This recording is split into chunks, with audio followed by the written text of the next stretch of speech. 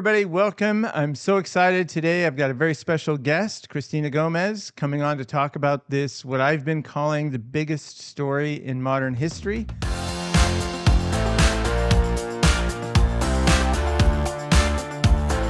When I was reading the comments on my previous video, which has been very popular, a lot of you are watching it and commenting, and I appreciate that because it actually led me to reach out to Cristina to talk to somebody who's an expert on this sort of stuff.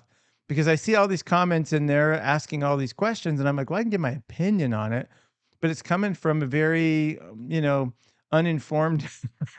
I'm kind of a fan of it, I've kind of followed it, over the years, like a lot of us, but I'm not really an expert. I don't know the government side of it, and even I haven't, dove in very deep on the alien side of it. I'm kind of a fan of it. So I bring Christina on.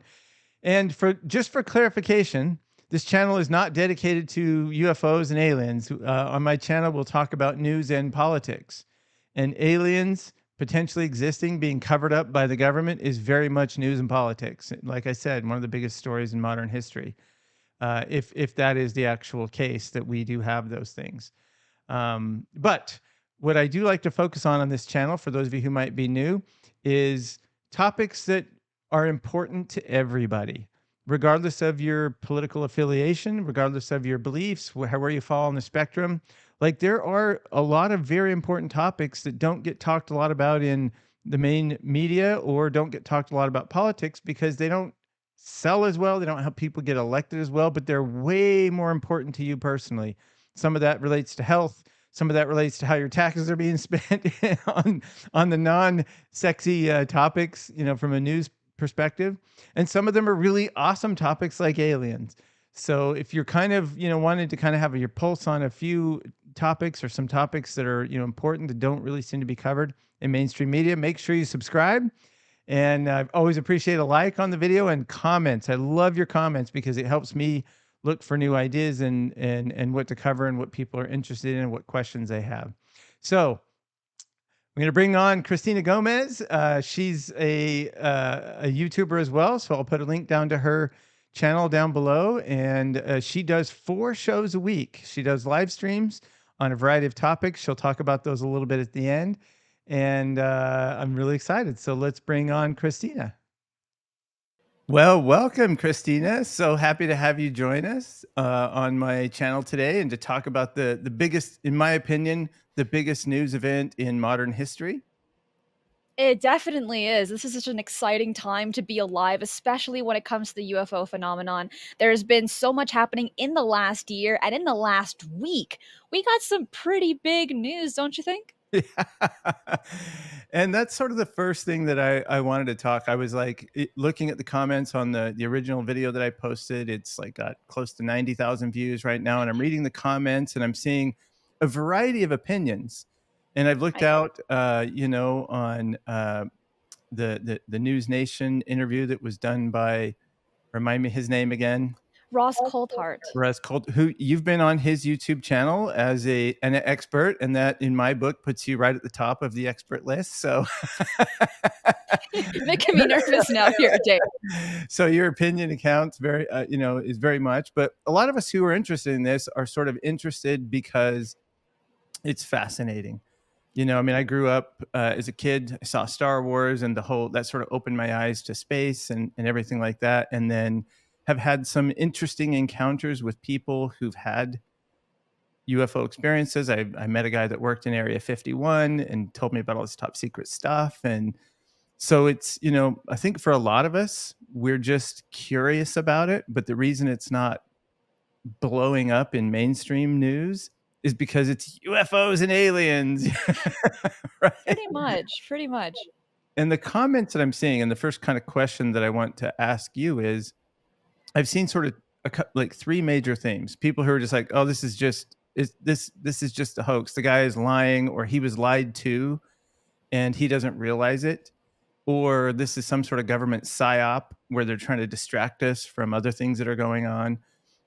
Or I think I heard somebody say to the effect of, well, if you want to, like, I think it was Joe Rogan said something like, well, if you want to, pass new legislation to remove people's rights, roll out the aliens. You know what I mean? And then you have everybody else who's kind of like, it would be kind of awesome if it was true, but I have a hard time believing it's true. Where's the evidence? Right. And all of those possibilities are on the table. For those that have been studying this field for decades, there's been a lot of misinformation, a lot of disinformation, and people have a hard time trusting what information is coming forward, very specifically from the government as well. So when you have David Grusch coming along, who before was kind of a nobody, and then he blew up overnight after giving his interview with Ross Coulthart for News Nation, saying, "We have obtained non-human technologies," not saying extraterrestrial, but saying non-human, and then mentioning that, "Well, I haven't seen any of it. People have come forward and told me what has been going on." And that right there is a really big turnoff for many, saying, "Oh, it's just hearsay. What does this guy know? Who is Right. he?" But he is a decorated veteran. He has a lot to lose. And in the longer version of the interview, which was about 45 minutes, give or take, he mentioned that he's been harassed by many. His house has been broken into. He Wow. has a lot to lose, not only for hit like personal attacks, but also occupation attacks as well. When it comes to the job that he does and that he did previously, he was a part of ATIP, which was a government funded program that looked into UFOs, what was really going on. Now, then we had the UAPTF, and then that moved on over to Arrow. So we got all these different names for the same kind of thing here. The Yeah. same thing, how people get confused with the UFO and UAP. It's just like this whole rebranding kind of deal. Right. But when we're looking at David Grush, and I can understand everyone's opinion on this, thinking that it's a hoax, that it's a psyops, that it might be real. But when I was looking into this, I really had my ears peaked during all the information that I could find on it, and that is we the Whistleblowing Protection Act, which was kind of released last year. Not many have really taken a hold on that and used it to their advantage. And then you get David Grush coming forward, really being the first person to use that Whistleblowing Protection Act Right. that was signed not too long ago. And I think that right there, in my opinion, David is kind of like the guinea pig, kind of getting a feel of the waters on how people are going to react when at this point in time he's only providing hearsay information. But it seems that he might be providing a foundation for others to come forward. Can we expect more whistleblowers to come forward after David Grush had set that foundation for them? We don't know. Time will tell, really, but it is something that has piqued a lot of people's interest. The mainstream media, while they haven't covered it to the extent that we wanted to, what's really interesting is that the article originally came out by the Debrief Media, and it was written by Leslie Cade and Ralph Blumenthal. They originally had that article for a few months prior, really. They provided it to the Washington Post, and they're like, "No, we don't want that article." Right. Nobody They wanted it. pa- no one wanted it. They passed it over to someone else. They didn't want it either. And then they give it over to the Debrief. Now, previous to this big article, people were like, "Who's the Debrief? What's going on here?" Right. Which is a great news outlet. I used to work for them. They're very dedicated people on that team. But after this, I can't even imagine their phone blowing up because Right. it so many people were grabbing this news information and then asking to themselves, why is this coming out now? Who is this guy? And then people that have been in this topic for some time are saying, this guy is not the first whistleblower. Why is everyone Yeah. hyping this up? Yeah. He is So nobody special. what makes him different, like, because that is the other comment I see all the time. Oh, you need to look up David Lands, you need to look up all, and I'm like, oh yeah, I know of these people, but a lot of people may not realize that. So Exactly, there's been a lot exactly. of whistleblowers, including right back from uh, Roswell. uh, Right. so what makes him different? What makes this different? I mean, other than, you covered one point, which is the whistleblower protection, but Right, so which is the, HR 2988. So it actually wasn't signed wow, into law. you It know got this. stuck in the Senate, and I do wanna apologize on that. It got stuck in the Senate, but it's the actual name is the HR 2988 Act. Okay. But you bring up a great point. What makes David special now? And the thing is that news is always recycled, and people are gonna forget those others that came before him, and they're Right. going to look at the present person, especially people that are not familiar with this topic. Yes, a lot of people have an interest when it comes to UFOs and attempting to explain or understand the unexplained, but having that historical background knowledge, it's not prevalent in many. And I don't disagree. I mean, I'm not against that, because that's a whole different course altogether. You need to get a four-year degree to get a basic understanding of what's going on when it comes to the UFO phenomenon. But David Grusch is another man coming forward, telling what has been told to him, and then other people are going to be inspired to come forward after him. And that's what it's all about. Seeing that optimistic side versus saying, we've had this before, and being super pessimistic. Those people, they're bringing the conversation down to the ground, muddying it with their feet. But the optimistic people are saying, this is a great start. The ball is rolling. Are we going to receive disclosure anytime soon?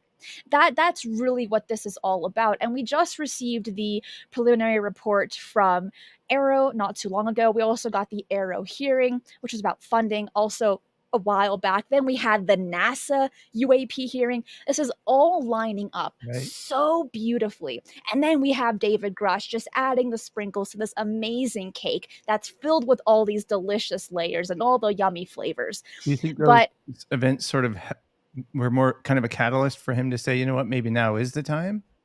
it's a big possibility. At this point in time, we can only speculate. We don't have the answers, and hopefully, as the year progresses, we will receive more information about him or about other things related to the UFO phenomenon. But the reason to why it's gaining so much traction and more people are willing to come forward is because the United States government is saying, well, we've been looking into this. Yes, we've funded previous programs. Yes, now we're publicly funding Arrow as well. And then you have the UAPTF and you had ATIP prior to that. And so I think And that this David is Gresh worked or was kind of co-led one of those programs. Is that what I read? Or that's correct. that kind of He puts him up was higher, like he's not just like some low level, like he was literally he hit that sort of wall of secrecy, right? Even though he was kind of co-chair or co-head of one of those programs, right? and that's what makes him so significant, more so than some other whistleblowers. He was kind of in the front lines when it comes to information about UFOs, crash retrievals, those that have had experiences and or encounters. Um, and he was asked to be a part of ATIP, which is really interesting, which was the leader of that was Lou Elizondo, who many have classified him as a whistleblower, even though he does not classify himself as one. Uh, But we're living in really, really exciting times, Dave, yeah. and I'm looking forward to what the future holds when it comes to the UFO phenomenon. Yeah. And like you said, I think that's one thing that people aren't, and I'm glad you brought it up because it didn't even really occur to me. Like it kind of did in passing, but David Gresh's testimony from his position might kind of break through that wall of secrecy. And I've read, you know, in the reports and stuff that he's already provided a lot of evidence and documentation and photos and other things that people have given him to Congress or somebody like that. And that, you know, so that kind of brings me to my next topic because the number one question is, well, what good are you as a whistleblower if you're not bringing us any evidence? And my initial reaction to that is he sort of got permission to come out and talk, and he was only allowed to share sort of the high level that's not really classified or top secret because as you mentioned there's he's basically saying what every other whistleblower has been saying, like, yeah, we have aliens, we have spaceships, and that's easy to blow off, but it's like, okay, if we have them, then where are they? And you know, and that sort of thing. Do you think that if, let's just assume for the sake of, I think it would be awesome, I hope. I hope they're not scary going to attack us and take us over. But let's say, for the sake of argument, that we do actually have aliens and we do actually have alien spacecraft. Do you think that the government, whoever the powers that be, will ever fully admit that? If they were to admit something like that firsthand, that means that everything that they said prior was a lie. And that Right. right there would instill even more lack of trust when it comes to the people. And that's where there's this really big, we're in a very difficult spot, especially those that have a fascination with the UFO phenomenon. But backing up to what you said, Dave, something that I really would like to mention is that you're right. Dave had to provide the information prior to doing an interview for News Nation to DOPSR, which is the Defense Office of Pre-Publication and Security Review, to make sure that when he came out to the public, he would not provide any classified information. Right. But what that's not saying is that DOPSR is not fact checking what he was going to say. They weren't doing that. They Right. were just merely looking to see if he was going to provide any classified information to the public, which he didn't. But he had to provide that paperwork back in April. So there have been a handful of people that have been aware that a man called David Grusch was going to come out in June and to tell his story, or I guess in this case, other people's story, but Right. it wasn't fact checked by the government. Does that make sense? Yeah, it makes sense. And so you mentioned something at the beginning of this where you said he came out and said, we have non-human craft or vehicles, I think is the word he used, and bodies. Didn't use the word alien. And a lot of people have been talking about that. What's your theory on? Do you think that was because saying alien crosses the line into top secret because it's confirming life from other planets? But I'm thinking, isn't it just as phenomenal that if we have other intelligent life forms that have been living on Earth?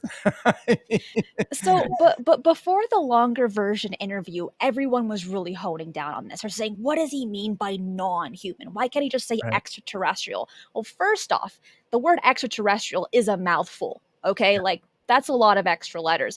But second off, in the longer format interview that he provided, he was mentioning that he did study physics and that he thinks that it's possible that these craft could have been from interdimensional entities. Therefore, they're not extra dimensional or yeah, extraterrestrial. They are interdimensional and they can be other factors as well. So saying non-human is it's a broader umbrella in my opinion. And maybe that was possibly intentional to do so because when you look at this topic, at first, people thought it was very nuts and bolts, but as the years have progressed and how science has advanced as well, we're beginning to see and we're beginning to theorize more on string theory, on Yeah. different dimensions and things of this nature.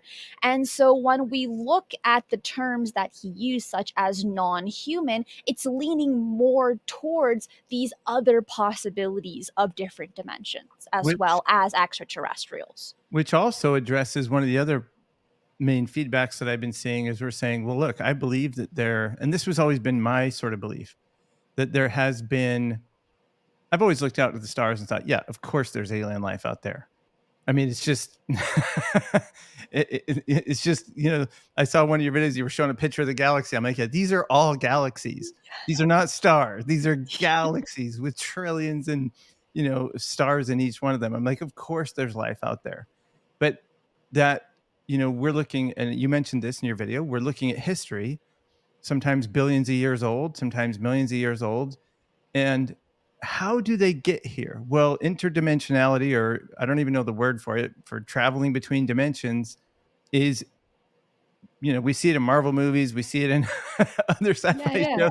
And I'm like, that, if you believe in that, sort of, dimensional string theory sort of stuff, then which it's got a lot of scientific evidence or good, strong theories, that makes it seem feasible. That's right. When we're looking and we're speaking to very knowledgeable scientists, physicists, and things of that nature, like Michio Kaku, for instance, right? Yeah. We first off we want to believe them because they're being paid the big bucks, but they've been studying for Right. longer than all of us. But at the same time, it seems that science is beginning to decently, I wouldn't say prove, but allowing scientists to kind of lean more to the conclusions or to the ideas of possibly there being other dimensions. And I think a decent example of this could be ghosts. And I don't want to bring this in too much, but Hey, For instance, like you said, it all kind of ties together, right? yeah, so I've been researching the UFO phenomenon for quite some time now, and I've come to realize that there is a convergence between the UFO phenomenon and the paranormal. But I just really quickly want to touch on this when Yeah, it comes to different dimensions, or even shadow people, right? Or we can talk about angels and demons. Those are coming from different realms. What if those realms are coming from different dimensions? People have been believing this for centuries. They have been taught this in so many different religious temples or places of worship. But when we look at the paranormal, okay, you can't always see ghosts for those that can. Right? right. Is there that little veil, that little dimension between the physical realm, our realm, and their physical realm? Do you get what I'm saying? And so, Oh, yeah. with that, could aliens, in some respects, be those people that we're pointing out as shadow people? Could they be what we would classify as a ghost, but they think that they're living in a very solid reality while we're the ghosts or the Yeah. aliens? I just And wanted to say. and that has been my explanation for ghosts all along. Or it's easy to write off as any number of just like UFOs and whatnot. But I'm like, if they do exist, if you do believe in that sort of heaven and hell or whatever, afterlife or any of those sorts of things, I'm like, well, aren't you just admitting that there's another dimension? Either that or they're floating around on a planet somewhere. Either one, it's kind of the same thing in an dimension, like passing. Maybe death is that portal to let you travel, through some sort of dimension. And so that doesn't seem far-fetched to somebody like me. It might seem really crazy to other people, but it would explain how aliens could visit Earth.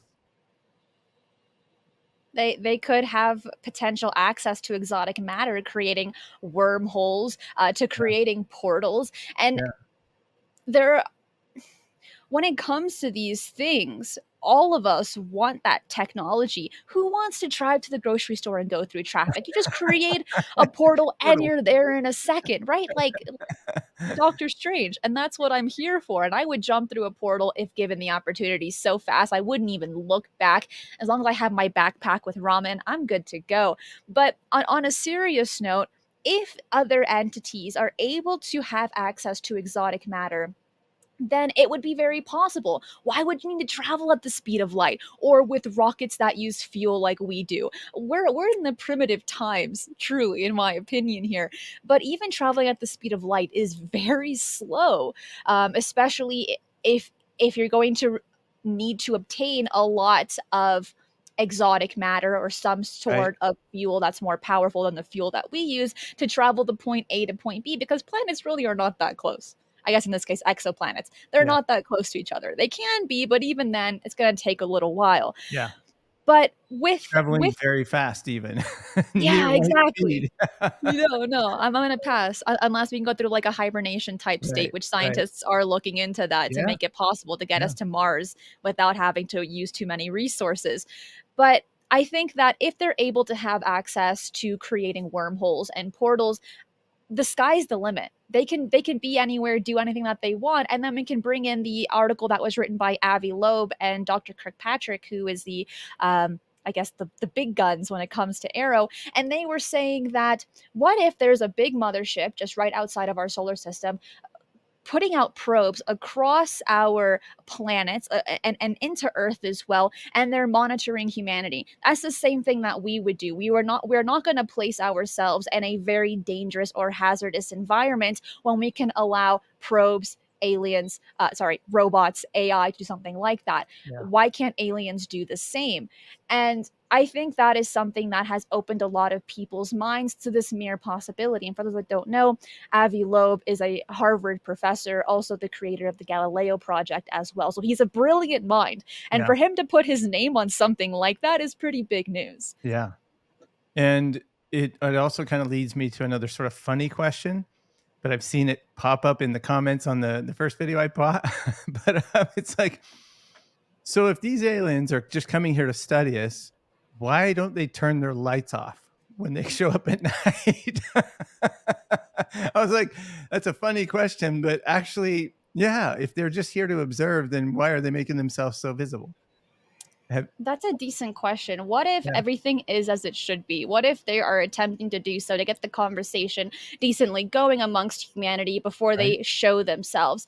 But Teasing a little bit, say, hey, we're still here. yeah, Yeah, right, exactly, but without really contaminating the data if they are yeah, studying us. But as most are aware, the Navy has seen a lot of UAPs over and under the oceans as well. So there are non-human intelligences. I guess my question would be, are there non-human intelligences watching humanity from the depths of our ocean? Yes, we're always looking into the sky, we're always looking outside of our planet to get these answers, but what if they're already here in the deep right, depths? right. We And don't know. yeah, I've done an avid scuba diver, Nice. became an instructor, so I studied a lot about the ocean. I'm fascinated by it, and uh, we don't know very much about our deep ocean. And one of my favorite movies was The Abyss. Came out in the late Classic. '80s, '90s, whatever. But just that That's a whole classic. concept of aliens who are already here. Um, and when you think we're still discovering ancient cities on land, I know. completely massive cities. So could it be possible that we have aliens already here living in the Antarctic, under the ice, or in the ocean, somewhere? Like, of course, it's completely feasible. Yeah, Um, there's a lot of speculation on yeah, that, and our ocean, only about 15% have been scanned and explored. yeah, That leaves 80-85% that no one knows anything about, and I say this on my channel yeah, all the time. The ocean is monster soup. It is a scary, yeah, dark, yes, evil looking place that I yeah. kind of don't want to be. If my feet cannot touch the sand at the bottom, I'm not doing it. Yeah, I like to stay where the natural sunlight gives it pretty, like when I'm scuba diving, because you can see actually, you know what I mean? But, when you think about, when you understand the challenges of the pressure in deep, deep ocean water, it's kind of amazing that we've even sent subs or remote drones to the depths of the ocean, because the pressure there is, I mean, people say it's more challenging than launching a rocket into space. Um, so it's a pretty hostile environment, and it would be hard to study, and a great place to hide if you're an alien, right? And if you have advanced enough technology Right. to withstand that pressure, it's genius because no one's going to find you. No one's going to go that deep, maybe not for another 100 years or so. So they would be pretty safe from us. Yeah.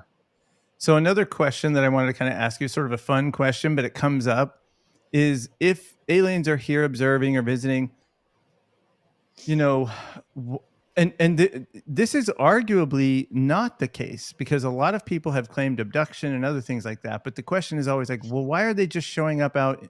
And if you don't mind, I'll answer the question and get your opinion on it. Absolutely. Because when people ask me, well, why are aliens always showing out over the ocean or out in the deserts, out in the remote areas? I'm like, well, when we send probes to Mars or the moon or anywhere else, where do we send them? We send them to the safest, flattest places possible. So because you don't want to risk your vehicle crashing into some minute detail that you can't see from, you know, uh, out in the, wherever they're parked, under the ocean or way out in the edges of the solar system. You can't really see those details. So you find the big flat areas and you send your probes there, and then then they go off on their way. And it seems like a lot of UFO sightings, alien encounters, abductions, and that sort of thing have happened in those. That's my little explanation for it. And then kind of the second piece of that was, why aren't they just showing up and walking down, Broadway in New York and going, "Hey, people, we're here." Well, if we look in today's world, everyone's on their cell phones. If that were to happen, people wouldn't even notice. Yeah, and maybe they look like us. Maybe they can. I don't know. A report I It's read that they said that they can turn themselves invisible. The ones that they had in from Roswell. Something, I think I read some testimony saying that they were saying, yeah, they can turn invisible. And I'm like, maybe they are here walking around, just we can't see them.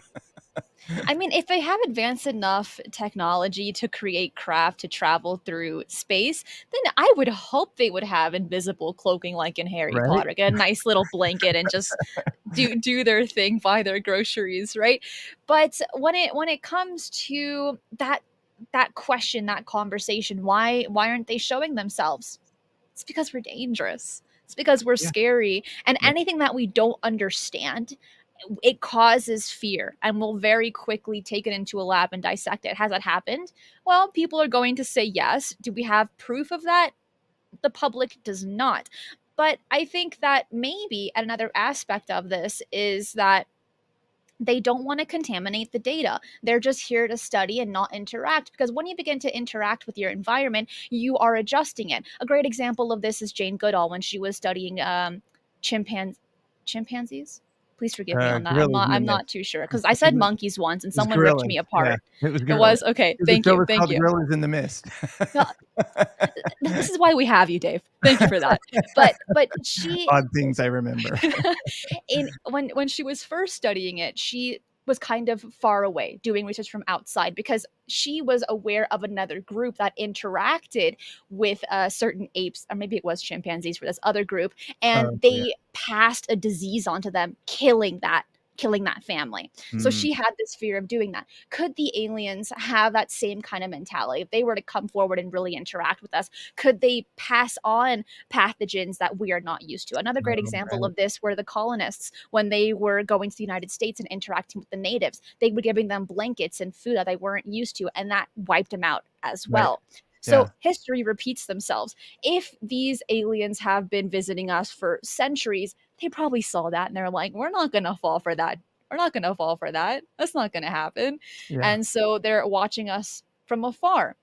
But there are 1,000 ideas. There are 1,000 speculations on this. We don't actually know, but it's pretty interesting to muse about and to hear other people's opinions because it's going to allow us to open our imagination and to ask bigger and better questions moving forward.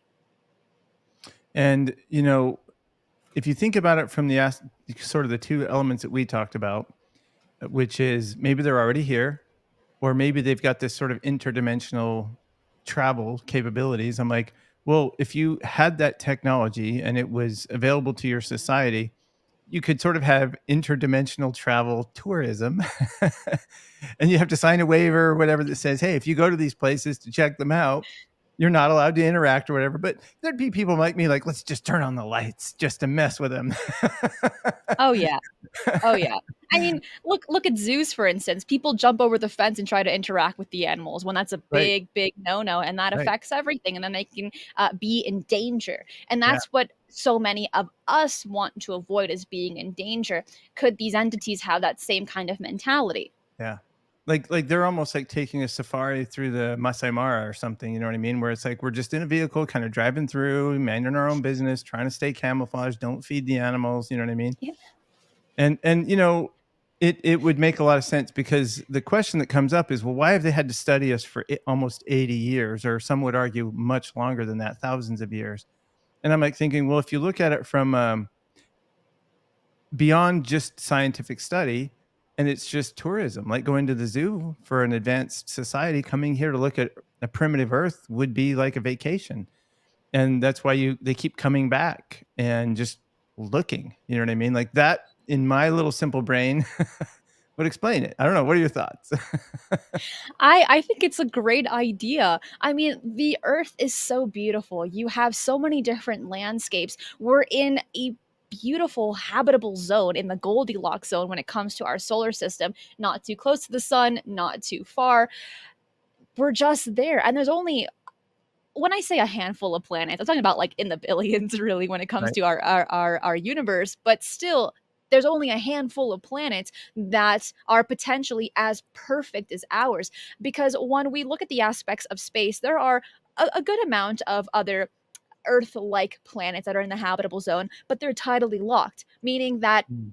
once that they don't spin, so one side's always facing the sun, the Getting other cooked. side's Yeah. always facing the darkness, and you have this kind of horizon that's just always perfect, but it's only a sliver of land out of that whole planet. The earth, on the other hand, it's a beautiful location where it rotates around the sun, but it also it orbits as well. And not too And fast, so not too slow. exactly, but I would like more hours in the day. That Yeah. would be Yeah. fantastic if It could possible. slow down a little, right? I'd be okay with that. But I think it'd be a great place to go ahead and have a vacation and visit, but preferably the areas that where there isn't so much a big population when it comes to humans. I mean, I look at someone like yourself who, this is your interest, this is your passion. You're getting ready to travel around the country and visit, paranormal sites, UFO sites, and that sort of thing. Like, if you had this ability to go, travel to some other planet and check it out, I'm sure you and others like you and me even would be like, yeah, sign me up. I want to go check it out. I want to go see the planet Zorg or whatever. Well, Dave, what I really want more than anything is a TARDIS. I know, Travel through it's hard, time right? and space. Well, so maybe it was on one of your shows that I saw this, but there's one of the encounters like that somebody had, like, I don't know if it was an abduction or not, but the person story was it was like a small, like 30-yard spacecraft. And when they walked in, it was as big as a Yes. football stadium, like the TARDIS, Yes. right? Just like the TARDIS. So Daniel Sheehan, he is a lawyer when it comes to a lot of people that work for the government, and he was told a story. This is hearsay, so Okay, we can't place too much to that. right. But he just recently came forward that someone had told him a story that worked for a crash retrieval in like an insider program, Hmm. stating that they came across a craft that was partially embedded into the earth. It was about 30 feet in diameter on the outside, but when this person entered it, it was the size of a football field. And he became so disoriented and nauseous, he had to leave outside of this craft. And right, my first thoughts were, that is a TARDIS. Yeah. I I need it. And it could be like when you start talking about quantum physics and all that sort of stuff, I when I heard that, I think it was you describing it or somebody, that I thought, well, yeah, if you experience that first time physically and entering through some technology, it would probably make you nauseous, not just the size of it, but the experience of experiencing that sort of interdimensionality within that confined space. You know what I mean? So I can believe that. it's kind of crazy. Well, one more question to kind of wrap it up. I want to kind of get your opinion on predict the future on, you know where this is all going to go, like, let's say over the next year. Like, where do you think we're going to be a year from now? Are we going to be any further down the road, or is it still just going to be a lot of people talking and theorizing? We're not going to Are we going to have pictures of spaceships and aliens, is it like legitimate from the government? When it comes to our future, after what's been going on with David Grusch and him moving forward, in my opinion, I would at least like to see more whistleblowers coming forward and relaying their stories, hopefully bringing evidence, at the very least, a photograph, right? That would be fantastic. But this ball has been rolling since 2017 when the article about black money came forward talking about ATIP. That's when this really all started, where so many more people got interested in this. Again, this is back in 2017. And then you have the government saying that, oh yeah, things like the Go Fast, the gimbal, the Nimitz encounter in 2004 as well. This is all real footage. Okay, now yes, we have been funding programs to look into UFOs. Right. Oh yes, now we have this Aero funding hearing. Oh yes, now NASA's looking into this, and now we have David Grusch coming forward. So a lot has happened in just a Yeah. handful of years, and the ball has been moving a lot faster this year than previous years, in my opinion, when it comes to public information. So what does the future hold? Hopefully more goodies for us. Hopefully Yeah. a better understanding of what's going on, how the government is looking into this. But what I've said before and what I say pretty often is disclosure is going to come from the people. Either we have another mass sighting like the Phoenix Lights that took place in 1997, or you have your own personal encounter. No one can waive your faith when you experience something firsthand. Yes, 1,000 people can tell you their stories. Yes, the government can come forward and solidify what you've already believed. But when you experience something for yourself, that's a game changer. That's Yeah. it. Nothing's going to change your Yeah. mind. But I think that more people that ask questions, the more people that want to understand these conversations that you and I are having, Dave, that is disclosure more so than anything else. Good point. And I have never had an alien or UFO experience. I've seen some odd things, but I kind of wrote them off. But I've talked to people who have, and you're right. Nothing would change their mind. Like, you're like, they're not lying. Like, they very much believe what they saw. So that's a great point. Well, Thank Christina, you. I really appreciate you taking your time out of your busy schedule. For those of you who are watching, Like I said in my intro, you need to check out her channel if you're at all interested in this stuff. She does an amazing job, is super busy doing live streams, what, 4 times a week? Yes. And she's talking about, so go ahead and tell me your socials for everybody to hear. Yeah, so I have a YouTube channel. It's under my name, Cristina Gomez. There's no H in Christina. Gotta stay Latin, right? Right? But you Christina. can find me there. I do 4 shows. One called Top 5 Unexplained on Tuesdays. Wednesdays is the review of Secret of Skinwalker Ranch season 4. On Thursdays is Mysteries with a History, and then on Fridays is Strange Weekly News. You do not want to miss any of the shows because we cover so much every single week. Awesome. And then your Instagram? My Instagram, it's it's official Cristina Gomez. There you go. I'm behind on I'm behind on Instagram, but you can also follow me on Twitter at eyes_on_the skies for all of my updates and news. Oh, there you go. Yeah, I'm not really great on either. I'm like, I'll do YouTube first and then go from there. Yeah, there. Oh, but the Instagram, it's Strange Paradigms. My TikTok is official Cristina Gomez. Oh, there So you now go. you have all of the All of platforms them. now. We'll put the links down below so you can go check it out. Thanks again, Cristina, for joining, and we'll hopefully have you back on when we have some more big news. Thank you so much. Well, that was amazing. Thank you, everybody, for tuning in and listening to Cristina. Hopefully, you enjoyed that. I thought she gave some really good insight into where we might be going, and I loved her sort of perspective from an expert's point of view on this topic. It'll be interesting to see where we end up, in a year or two from now. I want to see actual alien spacecraft and that sort of stuff, but fingers crossed that that will actually come to light. But at least if more whistleblowers come forward, that could help progress this along to finding out the truth, which will help us understand how much should we be spending of our tax dollars on this stuff. What kind of laws and legislation do we need, to around this sort of stuff if it all turns out to be true. So stick around, stay tuned for that sort of stuff. And just remember, no matter what your political beliefs are, no matter how you live your life, you are important. You matter to people. I appreciate your support, and I wish you the best, and would love to have you come back and check out the channel on future topics. So go ahead and hit subscribe, and we'll see you on the next video.